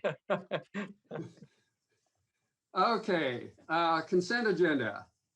Item 8, February 18th, special and regular meeting minutes. Item 9, March 2021 warrants. Item 10, January 2021 financial statements. And item 11, assessment district distribution number 8-20/21. Does anyone want to discuss? Mine says 9. Pardon? Mine says assessment district distribution 9-2021, not 8. Oh, well, I must have misread it. Oh, sorry, but I just thought it should be right. Yes. It's quite all right. Yeah, things should be done correctly. We have a motion. I don't hear anyone wanting to discuss any of these items. So moved. A second? I'll second. Okay, we have a motion and a second for the consent agenda. Chuck, let's have a. Okay, on motion of Director Dye, seconded by Director Stucamel, I will call the question. Director Clark? Aye. Director Stucamel? Aye. Director Dye? Aye. Director Marsh? Aye. And Director Seaton? Aye. Motion passes 5-0. All right, item 12, committee reports. Any reports on seminars, conferences, or committee meetings? I do. Barbara. We had a very good meeting with the Resource Conservation District. They're putting together draft our request for proposals for us to hire a CEQA consultant and a civil engineer for review of the Burnham Park plan. So they're going to be working closely with us on this. The goal is to submit the plan to the county with a lot of this preliminary work done. It's exciting to see this moving forward, and it's great that we're going to be working with the RCD because I think environmentally they're as strong as they come, and we'll be doing a really good job of reviewing that. So that was really positive. I also wanted to report back on the question of the homeless situation on the strip. Can I share my screen? Yes, you can.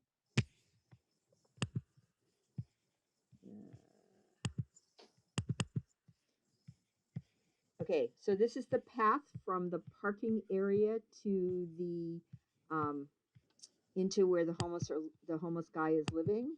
Wait, how do I get this to go to the next one? There we go.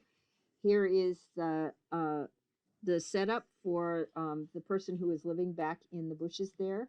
Whoa. Here you can see him sitting there underneath right in this area with his dog. So he's got a whole setup back in there in the habitat area. You can see there's a whole bunch of stuff draped all around. It seems only to be, when Matthew and I went in, seemed to be only one person, but there could be more. There's this mysterious giant pit, or not giant, but fairly large pit that's been dug into the ground, but there's nothing in it. There's a bunch of debris near the pit, just stuff left around. Just more general debris in that area that people have brought, has been brought in. There's this stuff hanging around. And then this is over by where the stream is, further along in a different part. There's not actually any sign of an occupation there, but there's a bunch of stuff there, including this. That was kind of interesting there in the middle of the. So I guess he was done reading it. Did you get a chance to read it? So.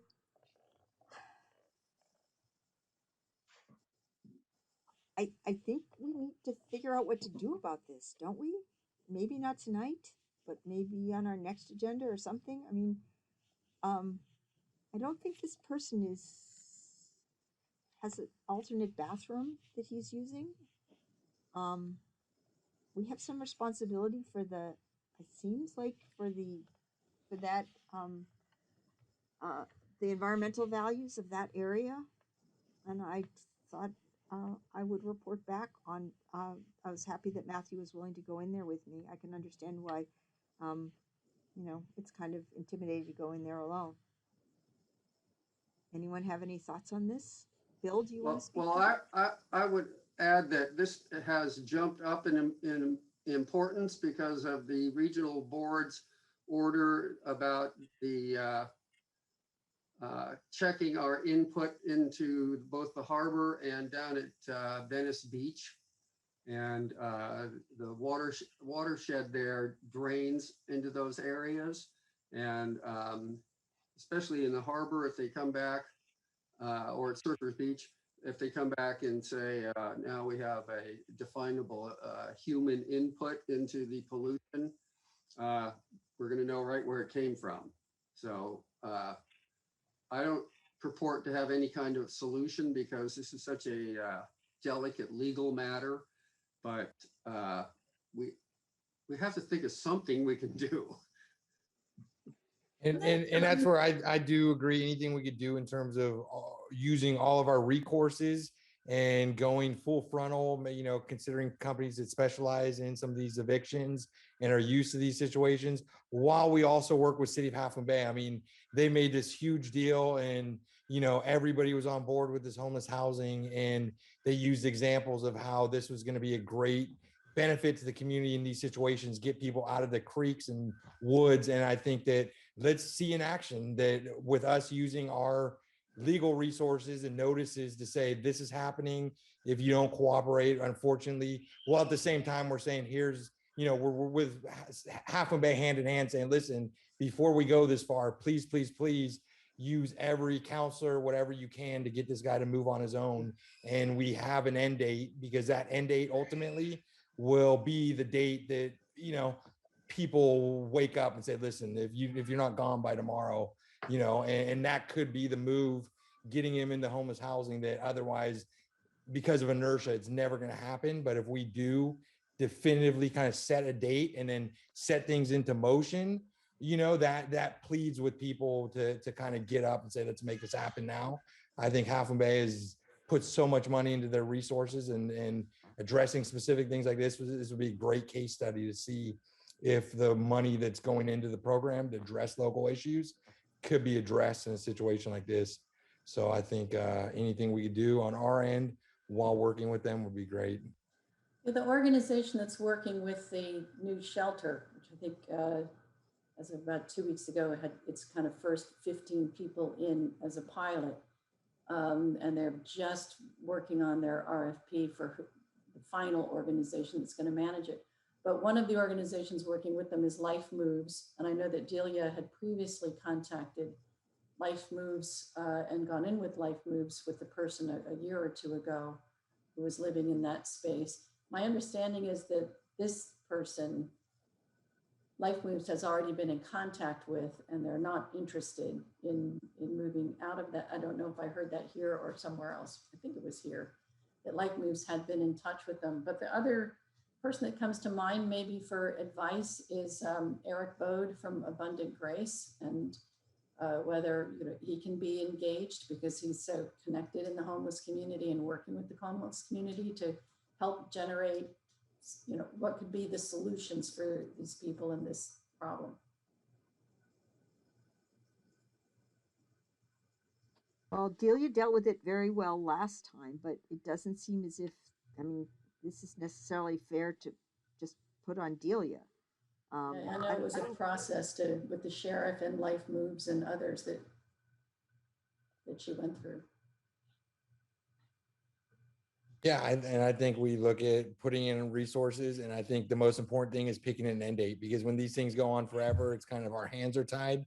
I think when we have an end date, if we could use our resources to say, even if it's 6 months from now, this is our end date, then it puts the pressure even on Abundant Grace to say, oh man, you know what? I got to put everything aside, and this is going to be and put on, because yeah, it's going to take a lot of resources to get somebody who doesn't want to move, but at least there's that end date. And then unfortunately, if he's not going to cooperate, there are companies too that specializes. I've been in a lot of situations, over before. Those are private security companies that come from Oakland in situations where they're very used to, they know what they're getting into.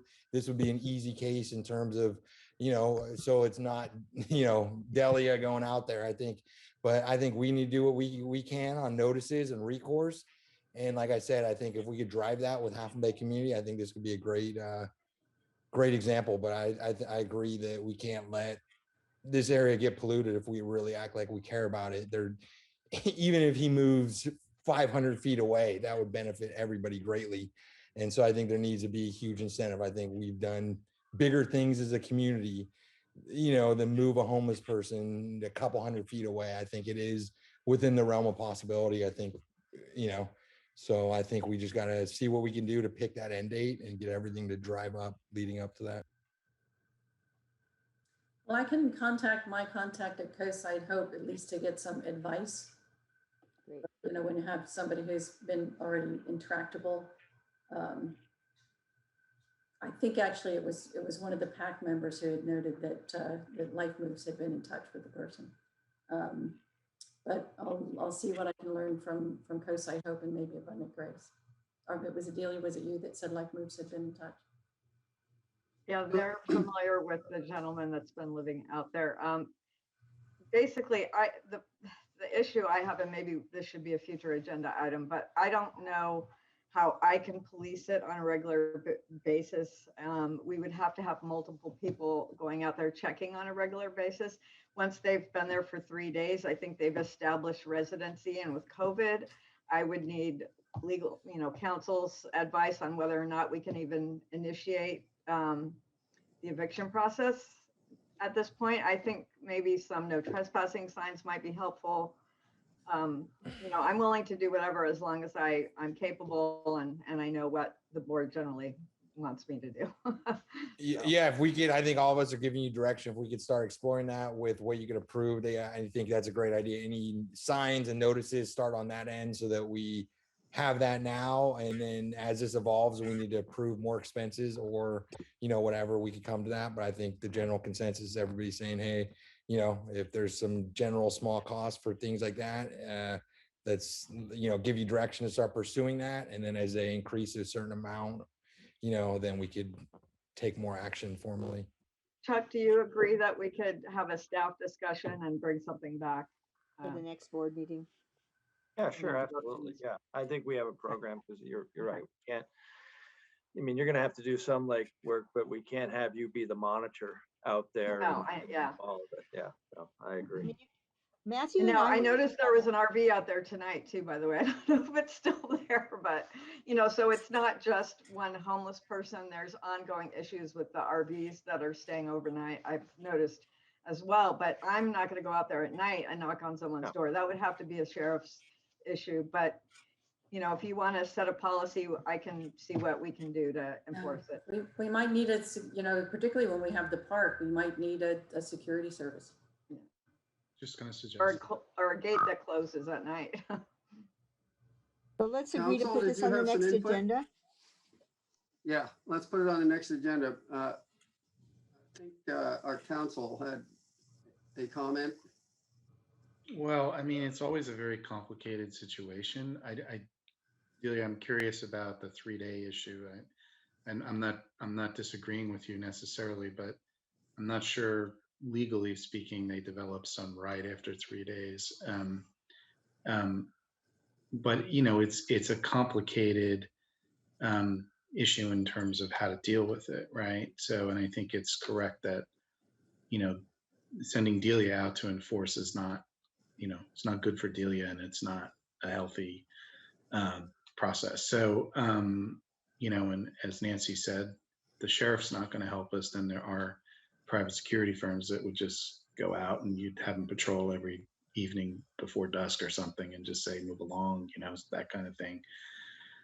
But, I can talk to Delia and Chuck and, we can move forward with something, but it does sound like it's a problem. And if it gets established too long, and then it becomes a bigger problem.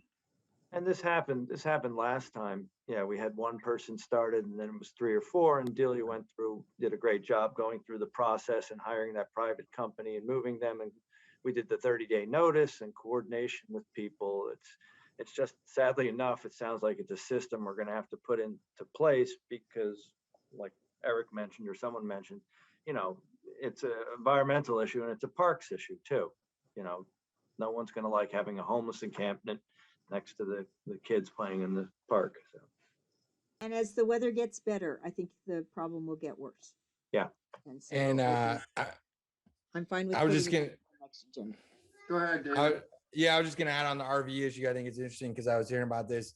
It's happening in, it could change the whole state of California. Pacifica RV activists, rights groups are suing the city of Pacifica, saying that RVs are specifically for people that are extremely poor, unable to afford fixed housing.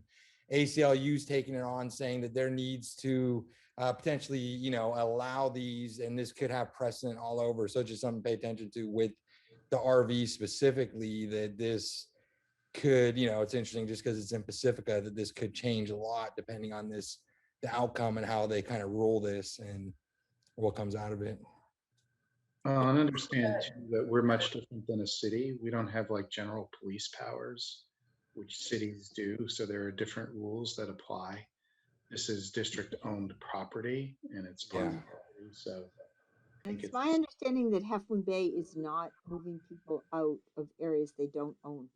The only areas that they have dealt with are the ones where they own the property, and that people have just relocated onto Caltrans, in one case to Caltrans property.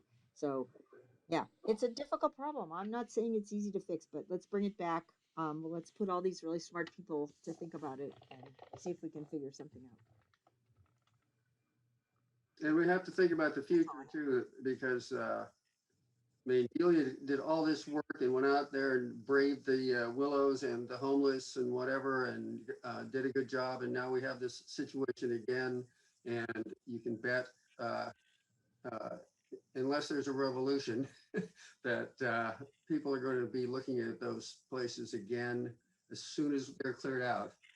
And I think we should research posting the area somehow. I don't know if that will do the slightest bit of good, but perhaps if people are on notice that you absolutely cannot sleep on the property, we can start in motion the process of moving them sooner.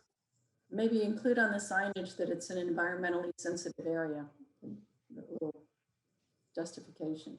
And one of the people living in the Willows used to come when it was raining over to the covered area next to the post office, and you've noticed they have fenced in that what used to be the open area next to the post office. Yeah. I think it must be a storage area now. How much Amazon? Anyway, okay, that's all I have. Well, thank you for risking it and to get us that information. It was good. Did you go first or did Matthew go first?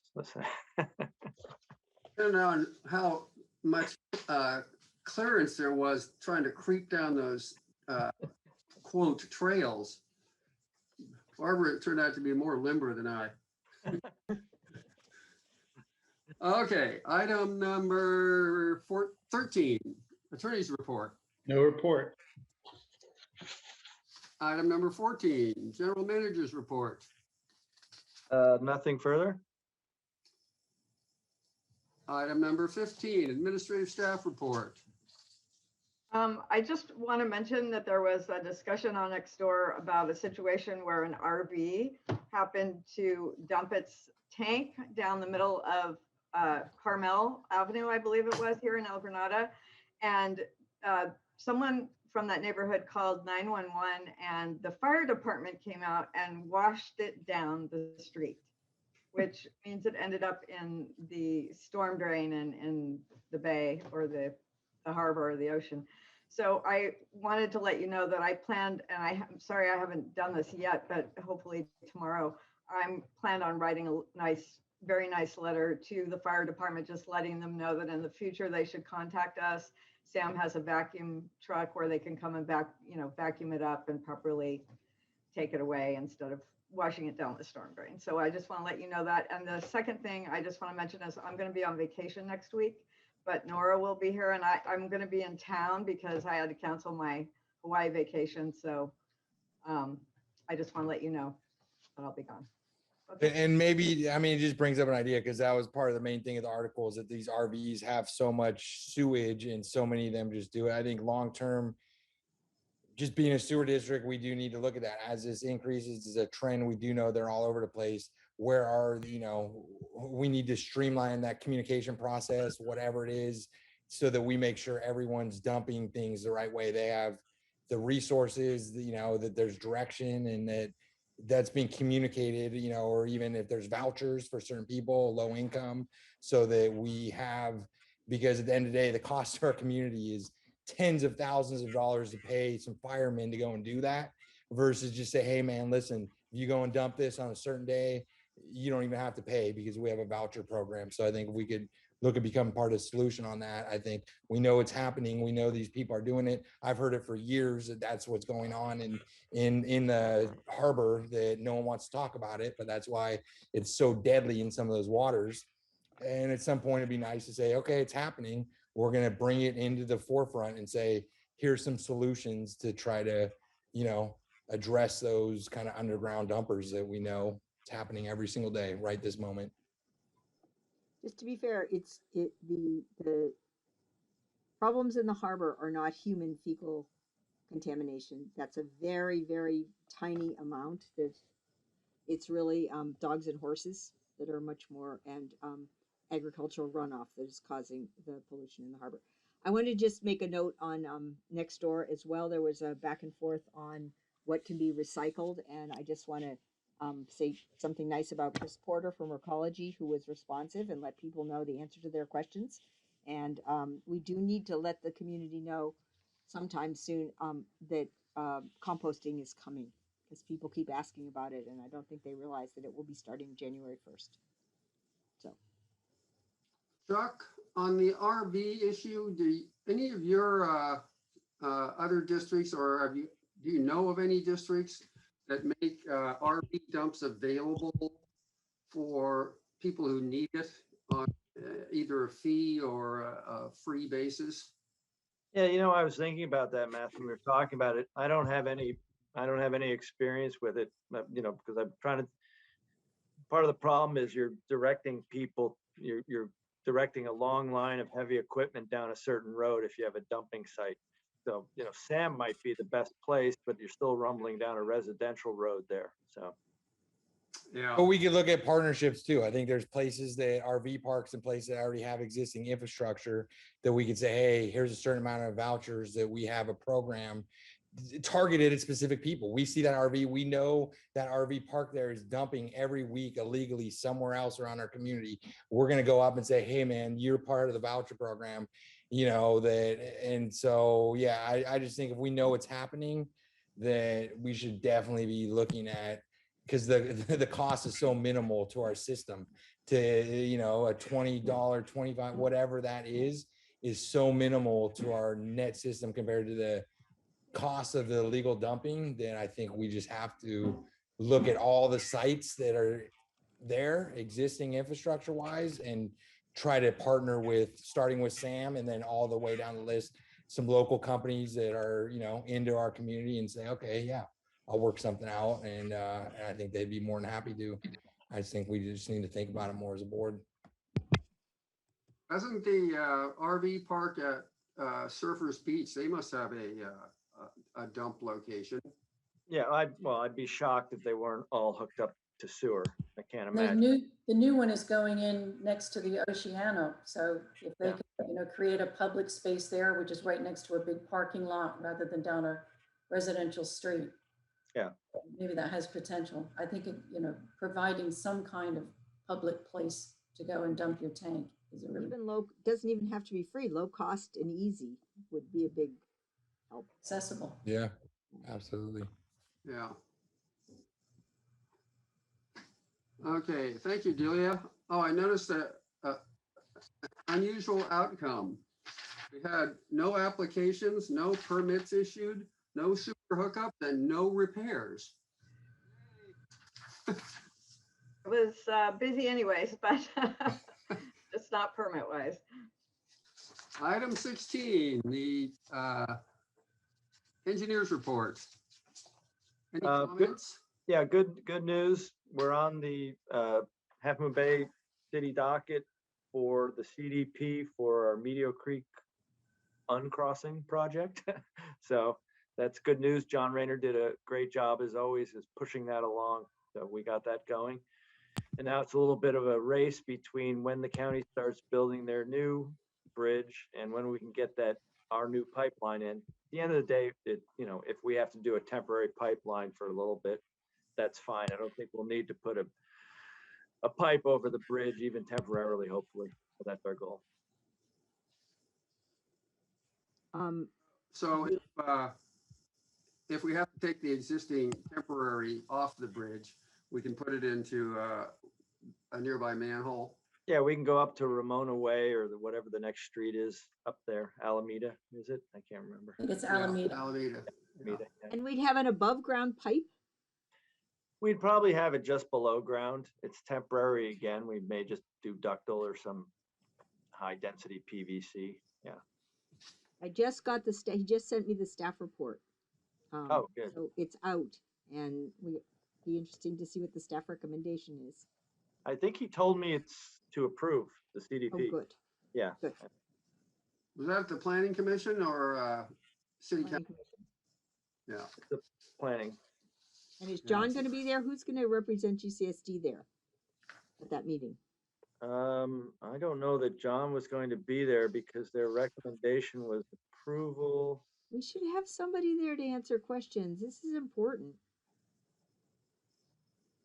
All right, let me contact John. I'm away or I would go. No, if it's going to be someone, it'd be John because he knows the project better than anybody. But yes, it's the staff recommendation is approval. So, but let me contact John and see if he can attend. And Chuck, if John can't, yeah, and I'll see if I can. It's the 23rd. I don't know when it's a that Zoom is. meeting, but I think it would be good. Yeah, what's today? It's Yeah, I should be free. So yeah. My daughter's birthday. 19, even better, you do it, Chuck. 23. Yeah. So it's a Tuesday night. I don't think I have any. Oh, it's a Tuesday. Okay. All right. Future agenda items. Anyone? I'm glad to see at least a couple have been crossed off, and some others are in progress. Anyone have input on this? We're adding, it was in the minutes from last time, but not added, the financial options for park and community center for next month. Dog on a bone. I see Chuck writing I was things down. wondering He if we must could have gotten that. get the consultants who are doing the rate study as an additional task to look at, to giving us a report on some of our financial options. Seems like they would be qualified to do that.